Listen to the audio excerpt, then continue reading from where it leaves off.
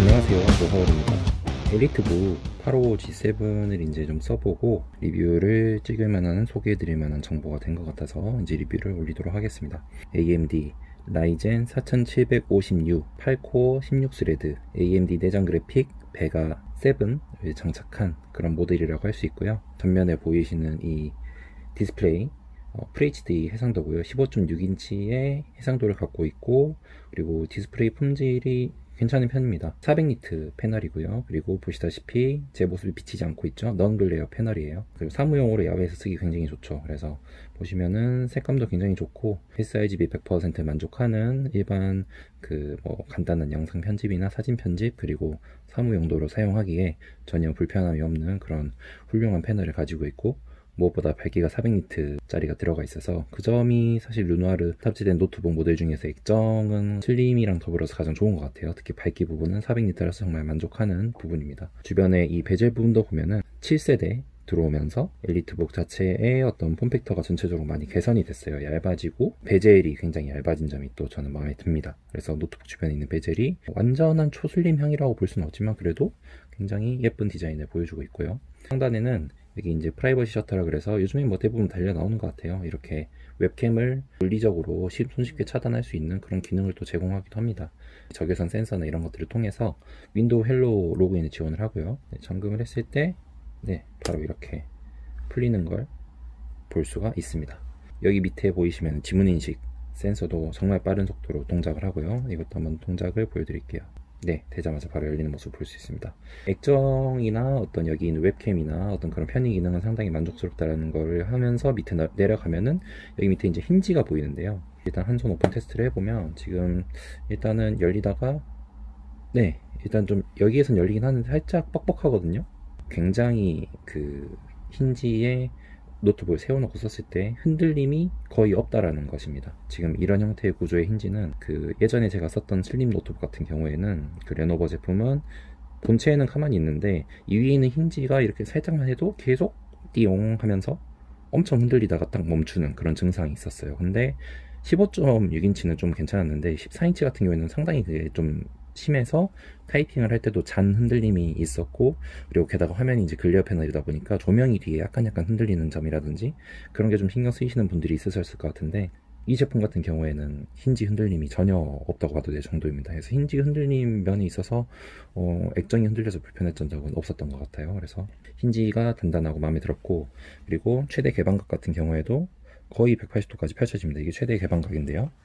보시면 180도에 살짝 미치지 못하죠. 그래서 이렇게 내려놓고 누군가한테 화면을 보여줬을 때 충분하게 무리가 없는 정도의 화면은 각도는 확보하고 있다 라고 보시면 될 것 같고, 거치대에 놓고 이렇게 쓰실 때에도 각도가 충분하게 벌어지기 때문에 편리하게 쿠닝 패드 같은 걸 이용하실 수 있으실 거라고 생각을 합니다. 그 밑에 내려와 보면은 여기 전면에 엄청나게 큰 크기의 스피커 그릴이 뚫어져 있죠. 이제 여기 하단에 보시게 되면 따로 스피커 그릴이 없습니다. 보통은 이제 여기에 이렇게 스피커가 존재를 하게 되는데요. 이 제품 같은 경우에는 하판을 열어보시게 되면은 스피커가 딱 이쪽에 두 개가 들어가 있어요. 좌우 스피커가. 그래서 여기에서 출력이 이렇게 전면으로 뽑아져 나오는 그런 형태를 취하고 있는데, 노트북체크라는 외국의 유명한 리뷰 사이트가 있습니다. 거기에서 이 제품의 인텔 모델 리뷰가 올라왔는데요. 스피커 품질 자체가 노트북체크에 있는 모든 노트북 종류의 상위 11%에 해당하는 음질과 볼륨 이런 거를 보장해 준다고 합니다. 제가 듣기에도 볼륨도 상당히 크고요. 그리고 슬림 7의 15인치보다는 조금은 좀 우퍼라 그러죠. 벙벙거리는 그거는 조금 떨어지지만 굉장히 좋은 음질을 보여주는 것 같아요. 제가 노래를 하나 틀어보겠습니다. 지금 이 상태가 54%고요. 100%로 올려보면 이 정도 느낌이죠.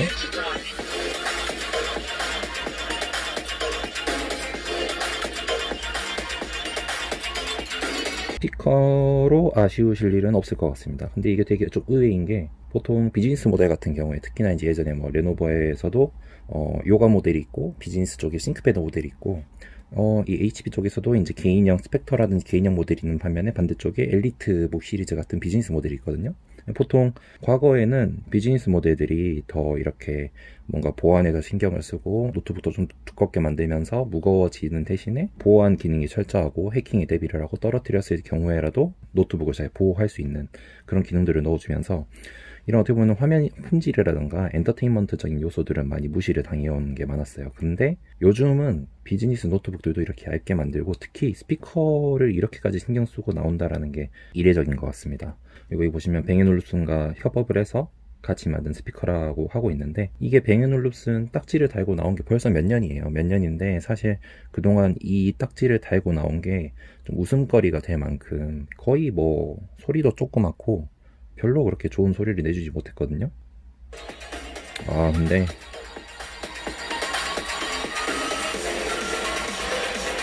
이 정도 사운드는 뭐 웬만한 노트북을 다 뛰어넘는 그런 사운드라고 보셔도 될 것 같습니다. 그리고 그 밑에 이제 딱 내려오면은 제가 쓰면서 이제 이 노트북만의 어떤 장점 중에 딱 하나를 제가 꼽으라고 한다면 바로 이 키보드인데요. 전체적으로 일단은 레이아웃이 되게 좋으면서 키캡의 크기를 그렇게 훼손시키지 않았고요. 그리고 키캡의 재질이 일단 코팅이 되게 잘 돼 있어요. 이제 저가형 같은 경우에 이 제품의 한 단계 아랫 모델이 프로북이라고 있어요. 그 모델 같은 경우에는 키캡에 코팅이 안 돼 있고 약간 저가형의 플라스틱 까칠까칠한 느낌이 나는데, 이 제품은 상당히 부드러운 코팅 재질로 되어 있습니다. 타건 소음을 좀 들려드리면 조금 아쉬운 거는 그렇게 막 싱크패드 키보드처럼 정숙함은 조금 떨어져요. 근데 워낙 그거는 싱크패드 키보드가 워낙 좋아서 그런 거고, 싱크패드 다음으로 키가 들어가는 트래블이라든지 깊이라든지 상당히 깊게 들어가거든요. 제가 이거를 재볼 순 없지만 분명히 이 트래블이 굉장히 깊을 거예요. 정말 깊게 들어가고요.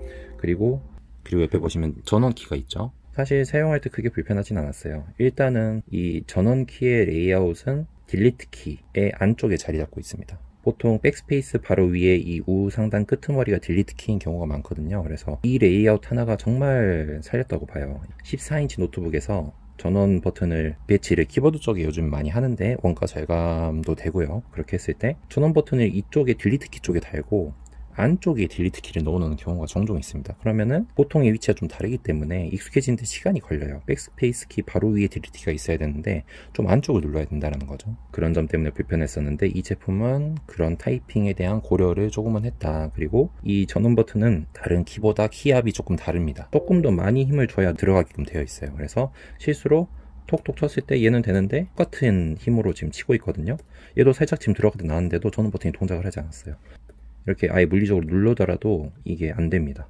안 되고, 네, 이렇게 좀 길게 눌러야 절전 모드에 들어가요. 이 점이 정말 잘 만들었다는 거죠. 물리적으로 누르기도 살짝 뻑뻑하게 돼 있을 뿐만 아니라 실제로 살짝 내가 타이핑하다가 톡 누르더라도 톡 누르면 안 들어가요. 이 키는 안 들어가는데 잠깐 누르더라도 이거 안 꺼지는 거예요. 그래서 이런 편의성이 굉장히 좋다는 거고, 그리고 여기 보시면 F12 다이아몬드 3개가 겹쳐져 있는 바로 이 키가 있죠. 사용자 편의 할당 키입니다. 그래서 이 버튼을 그냥 눌렀을 때 어떤 액션을 취하거나 프로그램을 실행시킬 수 있는지, 그리고 컨트롤과 조합해서 누르거나 시프트를 조합해서 누르거나 했을 때 프로그램이나 행동들을 이제 실행시켜 놓을 수 있어요. 그래서 이런 커스터마이즈 기능이 있어서 내가 주로 쓰는 프로그램 같은 거를 일일이 타이핑해서 실행을 시키지 않아도 이 버튼 한 버튼과 뭐 시프트와의 조합이라든지 이런 식으로 할당을 해서 쓸 수가 있다는 거죠.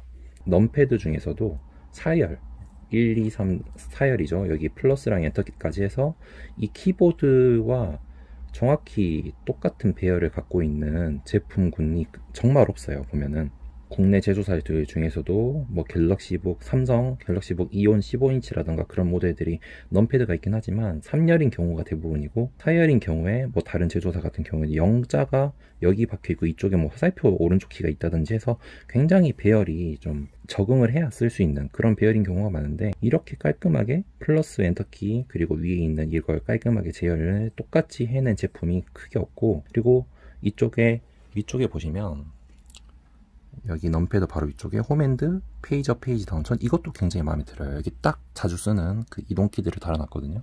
키보드의 어떤 레이아웃에서 일단 저는 큰 점수를 주고 싶고, 이쪽에 보이시는 이 화살표 키가 위아래 키가 굉장히 큰데 가운데 보시면은 여기가 오목하게 위아래 화살표를 구분감을 이렇게 해놔서 붙여놨어요. 근데 이게 구분감이 정말 잘 돼요. 그래서 제가 이 타이핑을 하다가 아래로 내리려고 할 때 여기 아래나 위에 키를 찾기가 너무 편했습니다. 눈으로 안 보고 쳐도 바로 이 굴곡 때문에 이게 딱 찾아진다라는 거죠. 이 위아래 키의 넓은 점도 굉장히 마음에 들었고, 화살표도 뭐 제가 간단한 뭐 축구 게임이라든지 이런 거 진행을 할 때 괜찮았어요. 이것 때문에 불편해서 조작이 힘들거나 그러지 않았습니다.